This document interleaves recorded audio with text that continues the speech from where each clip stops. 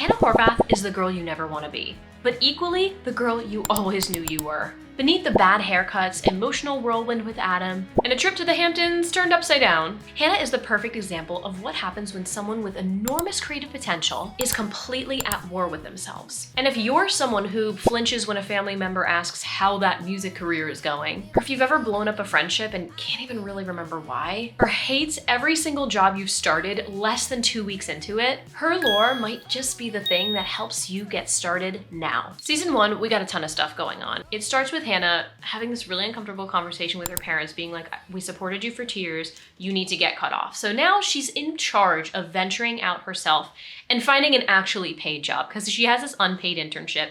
And if you've ever had a job that kind of gaslights you into being like, this is such a great opportunity, like you should be lucky that you're working for us, that's exactly what she's going through. In the meantime, she's also needing to reconnect with old friends, i.e. old boyfriends, Elijah, and Jess is also coming into the mix too. So as she's understanding, I need to get a job to pay my own rent, I also have a lot of these people coming into my life. I have to tell Elijah that I have HPV, Jess is coming and I want to throw a party for when she comes.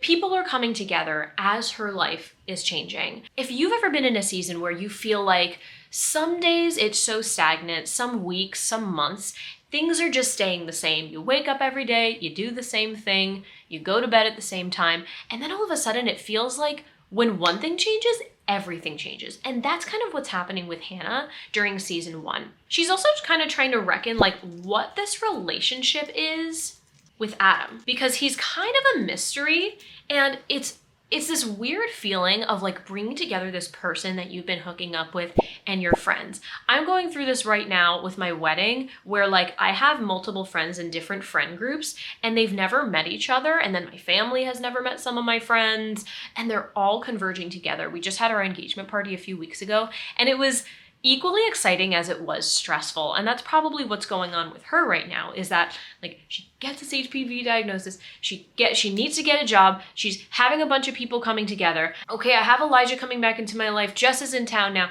but then I'm dating Adam. I don't want to bring him to the party because people don't know him yet and I don't know where he goes during the day. We have Marty, who is such a rock to her. But then Ray and Charlie find her diary, seeing that Marty really doesn't want to be with Charlie. And so then there's all these weird dynamics. It's like right when you need your rock, something gets slipped out from under you. And again, this sort of thing can happen a lot when things are changing. So maybe you're in a season of your life where have you just graduated college and you do need to find that first job? Are you transitioning jobs? Did you move to a new city? Are you looking for different friends? Transitioning career paths and you feel like you're literally becoming a different person. That is very, very relatable to Hannah season 1. Lots of new people coming into her life, lots of things changing, this really forced pushing out of the cage of you need to start supporting yourself just like that. And then we get to the end of season 1 where Marnie, her rock, literally needs to move away from her because she can't pay her bills. I see both sides. I understand what Marnie's going through. I understand what Hannah's going through too. So by the end of season 1, we're kind of left without this rock, right? And that's kind of the overarching theme of the lore of Hannah season 1, which is changes. Then we get into season 2 of Hannah. What's funny is that we kind of end season 1 in a full circle, where at the beginning of season 1, Hannah's parents are like, we're taking care of you. You need to take care of yourself. The beginning of season 2, Adam had gotten hit by a car, and so Hannah is now taking care of him. So she's getting a little bit of a taste of her own medicine here as she's trying to date other people and continue on with her life. Adam is playing a lot of breakup songs and sending it to her, and she eventually accidentally calls 911 on him. Which was funny because when the police came, she's like, actually, I don't want anything bad to happen to him. I just want a restraining order. She really doesn't know what she wants in this scenario. And then in season 2, episode 3, Bad Friend, the people who are coming into her life, she's now starting to hang out with more, like Elijah. If you watched my previous video, which is linked here, which is about the phenomenon of all the unlikable characters, you would have remembered that we kind of broke down this idea of Hannah being afraid that she's too trivial and doing things for the story. This is also something that Adam mentions to her too a lot is, oh, hey, you got to do it for the story, right? She's always trying to do different things and making it a story so she doesn't feel like she's trivializing little things. So she ends up getting like $200 to write this article about her doing Coca-Cola with Elijah. And she gets this from her downstairs neighbor, Laird. That's when she finds out that Marnie and Elijah have got together for whatever reason, even though he's gay. And she gets really mad. And there's this sort of dichotomy of, well, okay, yes, you guys are bad friends for doing that, but she's also kind of self-sabotaging too. She feels like she needs to use drugs in order to actually be a good writer and worthy of being published. She's sort of self-reckoning with her relevance as an artist. She feels like she needs to do these crazy, wild things in order to have the best stories. And isn't that something that's similar to us too? Do you feel like you have to have like the coolest job? You feel like you have to go out and go to bars in order to really have an exciting life instead of stay in and maybe take care of yourself and go to sleep at a decent hour. Now, I'm not saying there's one right and one wrong, but sometimes we have this fear of missing out, or even this fear that we're not enough, maybe in our jobs or as a parent or as a friend, that us just existing isn't enough. And it's a beautiful theme that comes up in season 2 and beyond, where Hannah's constantly wondering, are my stories even enough? I mean, there's a point, and I think it was season 2, where she goes to an open mic and she feels so bad after Ray says, oh, you're so trivial, or people can be so trivial, that she ends up scratching this amazing story about her dating a hoarder and just says a few sentences, and it ends up not being as good because she doesn't want to be seen as somebody who trivializes the littlest things. We also have episode 5, One Man's Trash, where she goes and spends an entire day with this guy named Joshua after she admits that she had been putting trash in his trash can instead of where they should be doing it when she's working at Ray's coffee shop. It reminds me of an episode later on in the series where she goes over to that writer's house and the entire episode is her just talking about the idea of consent and responsibility. But she's here, and throughout the entire time, we see them playing table tennis together and eating outside as if they're a couple. But you see these moments throughout that time where Hannah just takes a second to breathe and realizes this is so fleeting. This is not going to last forever. She realizes that as soon as she starts being more open with Joshua about her feelings, he starts to detach. And she realizes, like, I want to have these conversations with people, and you just started detaching right when I started opening up to you. Everything else, the food and all of the fun stuff they were doing throughout the day, he had no problem with. But as soon as she started bearing her soul, he really didn't want much part of it. And he was like, I have to wake up. I have to go be a doctor tomorrow. And she really emphasizes, like, I want to be happy in life. I really want to be happy. Maybe she's kind of thinking to herself, am I the reason why I'm not happy? And I think that morning after, she kind of realizes that he's left, and she leaves and realizes, I deserve happiness. Then we have Hannah accompanying Jessa to visit her estranged father. And by the end of that episode, we see Jessa doing just another thing that Jessa does. Coming back into their lives, stirring up a bunch of stuff, and then leaving. And maybe that's another reason why Hannah's like, I deserve to be happy. Why do you keep doing this? This is not fair. You're leaving me stranded. I don't deserve something like this. Then we have episode 9 and 10, where Hannah's OCD really starts acting out. She's getting anxious over this deadline for this book. Hannah runs into Adam as he's with his current girlfriend at their friend's engagement party, and things just start piling up. It's just like in season 1. All these changes are piling up at once for her.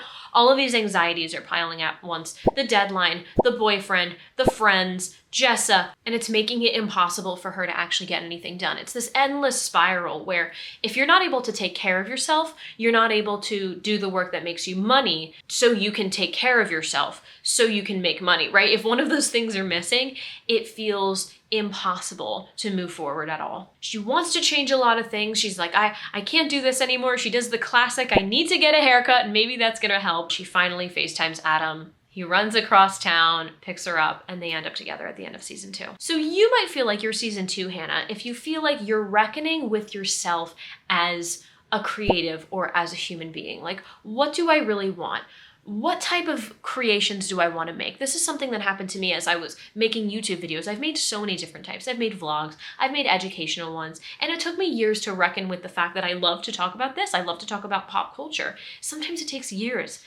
Sometimes it takes a season, right? Sometimes it takes a few weeks or a few months. And maybe you're also in season 2, Hannah. If you feel like you're really reckoning with wanting to be happy in life, maybe you've gotten caught up with a lot of other things, of people thinking, oh, I need to do this first and then I'll be happy, or I just need to get through this one job and then I'll be happy. But what will make you happy right now? So then we have season 3 with Hannah, which we open up. Hannah's back on her medicine, and eventually she realizes that the reason why Jessa left was because she put herself in rehab. So her, Shoshana, and Adam all take a road trip up to upstate New York to go and fetch her. Then we have Hannah's publisher, David, passing away after her birthday party. And this whole conversation of how does someone cope and is it right or wrong? Is your emotion appropriate? Is it right for you to not cry? Is it right for you to be confused? And then a very cringy moment when she's at his funeral and she straight up asks his wife, do you know any other publishers who could do my book? Like at the funeral. And she's like, if I tell you, will you get the hell out of here? Then she becomes an advertorial writer at GQ and she realizes that there is so much more that is available to her than she has ever seen before. She's used to the crappy job. She's used to the crappy coworkers, the creepy bosses, little to no pay. And she learns that there's a snack room that she doesn't have to pay for. I had a similar experience when I was catering to tech companies in New York City, and I would go in and open up this food and be like, how do these companies have the money to cater this food every single day to their employees? And I would usually open it up in the snack room or the kitchen. I'm like, how does a company be able to pay rent in Manhattan and also pay money to cater their entire team and have a snack room of ongoing snacks that are constantly being refilled every single day? I could not fathom that amount of money. A similar thing happened when I joined a program about a year ago for branding agencies to kind of expand how much they're making. There'd be designers there being like, oh yeah, I only charged about $25,000 for this project. I'm like, I have not even seen $25,000 in a bank account at one time. So Hannah's realizing there's more available to her than she's used to. Maybe this has come up for you too, where maybe you've like even gone to somebody else's home and it's really nice and you're like, I need to know how much money you make and how to get there. Like sometimes you just forget that there's a different way that other people live. Or you think about like the richest people. I love doing those like architectural digest tours and seeing how the celebrities are living and what their home looks like. And just the idea that that is a completely doable thing. Plenty of people live in $1 million houses. Plenty of people have people clean in their houses every single day, and gardeners and landscapers. And the more you're around that and just normalize that for yourself, the more you can make it happen for yourself. Now, eventually, Hannah ends up being super inappropriate at this job too and being like, I don't want to just write adversarial. I hope I'm saying that correctly. Adversarials. I want to actually be a writer. Nobody here is actually a writer. You're just a slave to the system and la la la la. And then she gets fired because of her big old mouth. Then she kind of turns Marnie's whole beach house plan of all the friends getting together and reconnecting and throwing their wishes in the pond. She turns that up on its head because she sees Elijah and she wants to invite them. Meanwhile, she's back with Adam and she has this fear, this undercurrent of fear, where she's like, you just got cast on a Broadway show in Major Barbara, and Patti LuPone is telling me that you're basically going to forget about me and just become a great Broadway star and not want to have your old life. Which is super interesting because she's going through her own journey at GQ and all of these other opportunities where she's like, I don't need my own life. Like, she's excited about the snack room. She's excited about the opportunity to work at this big magazine, obviously before she let her ego get the best of her. But in the meantime, she floats the idea that she always applies to grad school every year and she ends up getting accepted to the University of Iowa's prestigious writers workshop. This is her final push of being like, you know what? Not only is there more available to me, but I'm gonna actually go out and claim it. Now, in my opinion, if you have something better in life that pays you versus something better in life that's gonna put you more in debt, like, would I have thought that maybe just working at GQ would have made more sense because she would have gotten more hands-on experience and gotten more money? Yes, yes, I do. But this is what happened. She went to Iowa Writer Workshop, but she ends up then being the person where she's afraid of Adam going too far ahead and forgetting their old life. She then breaks out of her shell and says, I actually want to not have my old life. I want to start something new. So you might resonate with season 3, Hannah, if you feel like there is a breakthrough opportunity with you right now, and you're kind of okay with the idea of letting that old thing go. Maybe you have some feelings about it, nostalgic feelings toward always wanting to keep that old part of you alive. But the more overpowering part of you might be thinking, I should take this new opportunity because that's what's going to help me advance. Now we know a little bit of what goes on later on. Whether that new opportunity works out for you or not, the sheer fact of you accepting it is also going to give you a different reality. If you're stuck on the same path and you feel like you need to disrupt it, even if that changes from what you were doing, you're still on a new path now. And that new path is right where we start season 4. She's in Iowa, and this is such a fun season because this is when she starts realizing like the pretentious writery vibe that she is to her friend group, she is seeing in an emphasized way from all of these really uppity Iowa writers. They're negative, they're complaining, they don't like her writing because it's too this or it's too that. She says they feel like really old people who are super judgy, and honestly, she's right. She's triggering all the other writers, and she starts having this open conversation about like, why can't we just talk about our work in an open way? Why can't we just interpret it the way we want to? And I love this one particular scene where she's in her classroom and she had submitted her piece, everyone had read it, everyone's giving feedback, and the teacher is like, Hannah, you can't defend your work right now. And she's like, can I just say one thing? Can I just say one thing? And she's like, no. That's a really hard thing for a lot of people to understand, especially artists and content creators. I will do coaching for content creators, and something a lot of them have a very hard time with is the idea of being perceived and being misunderstood and not being able to defend themselves. So I will suggest a video idea for them. And I do the same thing. They'll go through their head and say, well, but what if people think that I mean this? I'm not an expert in this. I'm not an expert in this. And I'm like, well, you're not saying you're an expert. You're just talking about it.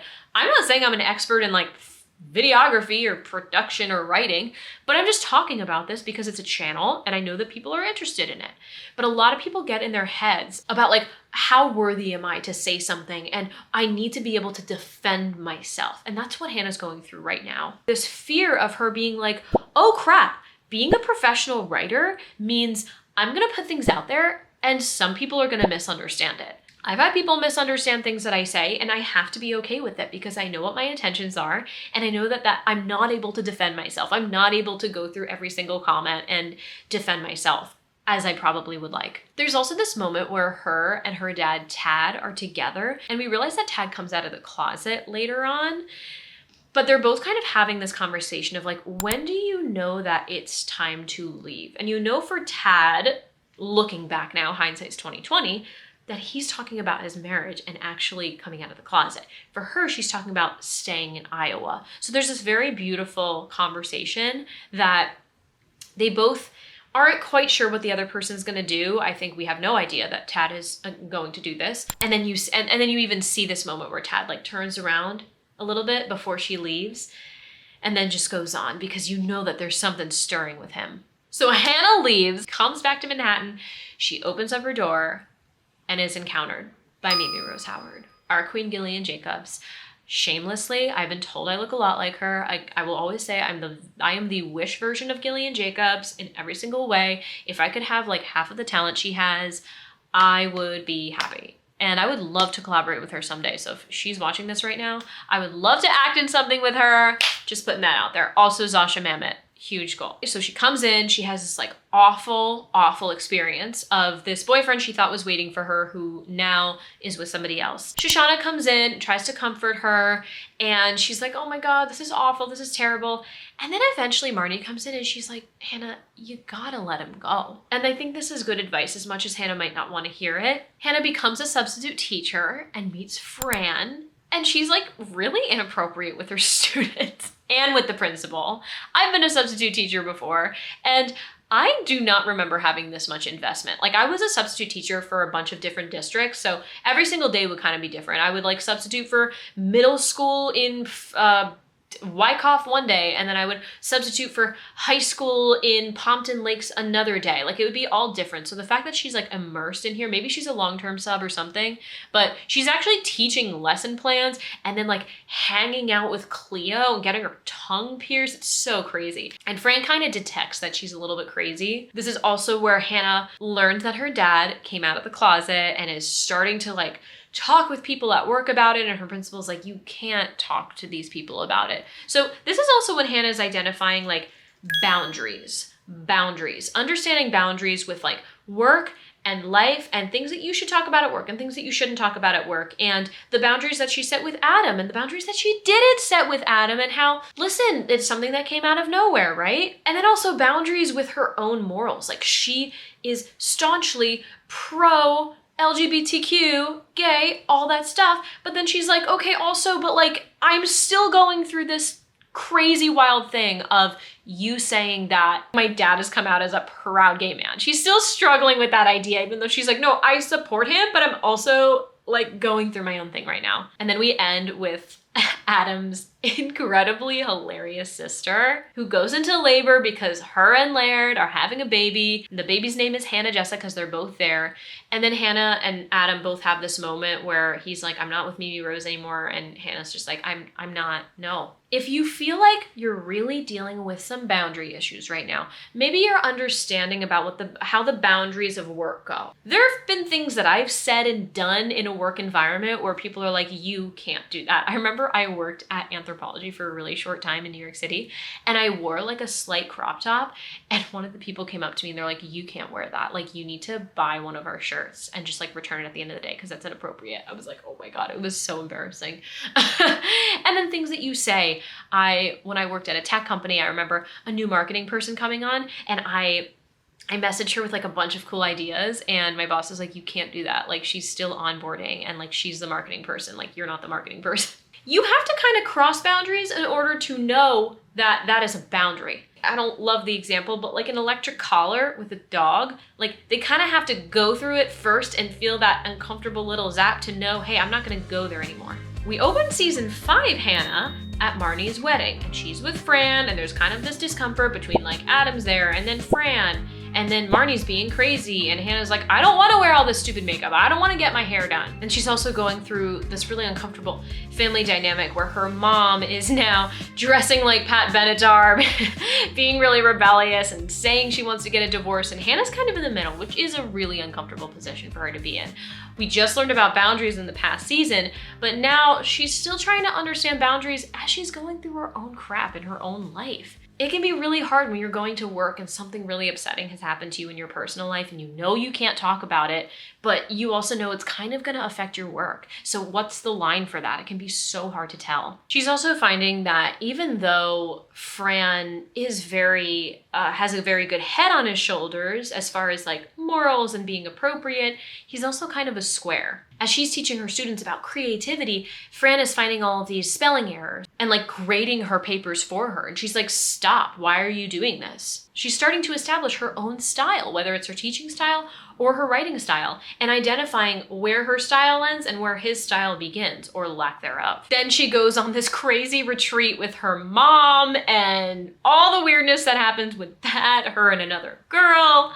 And then when she's back, she gets reprimanded by her principal because she is being a little inappropriate with the students. She's talking about drama. She's asking to hang out with them after school. She's being reminded of all of these boundaries that she's pushing. She shows him her crotch and tells Fran, and that's the infamous scene where he's like, you can't be showing your hoo-ha to principals. And she's like, oh, really? I can't be showing it? It's about to be summer. Now, do I find him a square for saying that? I mean, you shouldn't be doing that. That's super inappropriate. But they're both very opposite sides of this line over here. They somehow stay together over the summer until they're in the RV, and she decides, I can't even wait. I can't even get through this entire vacation. I just want to leave now. So she has him pull over and she just runs away. She has Ray pick her up, messes up his pickup. I'm sure you remember that. The bus falls over. She ditches Ray, goes into a car with some random person. So it's like she's finding her style, but she's also like following a little too much without being flexible and self-aware. This seems so insignificant, but this is something that I'm finding when I'm working with clients right now. I work with a lot of clients who are just like, hello, please send the deliverable, thank you. It's very robotic. And there have been moments where I'm like, do I just adapt to their style so I feel like I'm really adaptable and helpful? But I love sending gifts. I love exclamation points. I love smiley faces. I love emojis. I love celebrating things and dancing and woohoo. I love all of that. The more I work with clients, the more I realize like, I want to be the personality hire. I want to be the personality hire. If I can bring more joy to people from who I naturally am, I want to do that. I want to lean into who I am. Now, it's important that you're not leaning so much into who you are that it's actually affecting and hurting the relationships around you, which is unfortunately what is happening with Hannah. But because she's found her style, she's found her teaching style, she's probably getting more comfortable with her writing style as well. I think she's going a little bit too far now and just saying, I'm going to do whatever I want when I want, when she really kind of needs to rein it back a little bit. But sometimes in life, you go a little bit too intense, again, like the boundary thing, in order to understand where that actual line is. Hannah also later encounters Tally, who used to be like her nemesis in college, and she's super jealous of her, but they end up hanging out and she becomes really honest and she's like, I've been jealous of you. I want to know what your life is like. Your life seems like it's perfect. And then Tally talks about how it's really not. And it's a really beautiful moment because you see these really funny scenes at the beginning of the series where she's just like, oh, she's so lucky that her boyfriend got hit by a car and she has so much to write about. And now she's realizing she's not actually that lucky. She goes through a lot in her head. But the last episode of the season, Hannah actually really maturely talks about how she wants to take accountability for her actions. She's at a story slam, and instead of her doing what she did at the last one, where she shut down her own idea and ended up going with something that's less trivial, she had something planned, but she ended up going with something more honest. She realized Adam and Jessa were together. She had to take time on her end, but then she dropped off like flowers or something and just said that she wished them the best. And she had a really thoughtful piece of poetry about that where she said, I can only control the chaos that I create. I want to let them be them and move on. And it's a great way of ending season 5, because I'm sure all of us can resonate with season 5 Hannah, where we're finally finding who we are. We're finding our style. We're finding our zazz. And sometimes that can go a little bit too far, where we're not being flexible enough to let it complement the relationships we're in instead of destroy. Maybe you feel like that right now with content you're creating or art you're making or the work you're doing, where you're finally finding that flow and you're like, yes, I'm locked in. I know who I am. I know the work I love to do. I can find my flow. And we see a lot of these successes coming to life when season 6 opens with Hannah being interviewed by someone who wants to send her out on a trip so she can write an article about this surf camp in the Hamptons. And I didn't notice this the first several watch arounds, but as I was rewatching it for the 6th time, they were kind of digging at her a little bit. They were kind of like, well, you have like the build for it, like we like the look, because her look is very much not Hampton-y. It's not like Hampton fit mom. And I think she's just so excited to go on this trip that she's like, whatever, sure, which I would do the same thing. I'd be like, yeah. And this is when she ends up hooking up with her instructor, Paul Louis, which obviously comes up later. Then we have her like going up to Poughkeepsie with Marnie and Desi, kind of not really wanting to, and then that not turning out well at all. And we have this moment where Hannah's just like, Marnie, I'm gonna help you. I understand, this is really hard. We find out that Desi's on all sorts of drugs and she helps Marnie take them home. Yeah, then we have this whole episode very similar to the Joshua episode with her and Chuck Palmer, where she writes this article about how he would hook up with these college students and he's defending himself, but then later on he does a very similar thing to her. I feel like there's a lot of accountability that's coming with season 6, where she's like, you know what, I'm gonna be a good friend to you, Marnie. I've just come off of understanding that Adam and Jess are together and I'm going to be okay with that, and I'm gonna pursue my writing. I'm gonna go on the fun Hamptons trips. I'm gonna write, and just do the best I can. Then Hannah realizes that she is pregnant from Joshua, who is working at the hospital when she goes in and thinks she just has a UTI. So she lets her mom know, her mom lets Elijah know. And meanwhile, Adam and Jessa are like making this film about Hannah and Adam, and Jessa wants it to be all about how crazy Hannah is. But eventually Hannah sees this film and Adam's like, watch it. And she sees this one shot of him, a hanging shot of him looking at her as she's leaving the bed. And she realizes, oh my God, this is Adam telling me that he loves me. And I believe this is a little bit after Hannah tells Adam that she's pregnant, because he's like following her around and he's like, watch the film. And she's like, I'm pregnant. And he's like, what? So she gives into this nostalgia as she sees this film and goes to see if they can make it work. But there's that infamous scene of them at the diner when he's eating soup and there are no words that are spoken, but it was after a day of them shopping for baby things, and Adam's like, I want to help you take care of this baby, where she just looks without saying a word and basically says with her eyes, I can't do this. And Adam says with his eyes, I know. And then he goes, good soup, which goes back into this theme of season 6, accountability, of Hannah being like, I want to be accountable to this baby. I want to I should tell the father, but I want to be able to take care of it. I don't want to have to rely on anybody. And Marnie's actually really excited about it. She ends up interviewing for this position at a college as a writing professor and learns that she really just wants to get out of Manhattan at this point. She's like, listen, I know it's very obvious that I'm pregnant. And the woman's like, that's totally fine. We love a good pregnant woman. And maybe the night before or a few nights before she leaves, she goes to Shoshana's apartment thinking she would just be hanging out and realizes that Shoshana is having an engagement party and didn't invite her. They all get inside the bathroom and Shoshana's like, listen, this is why we can't be friends. We can't all be in the same room without making it entirely about ourselves. And as much as Marnie's like, guys, come on, we can make this work.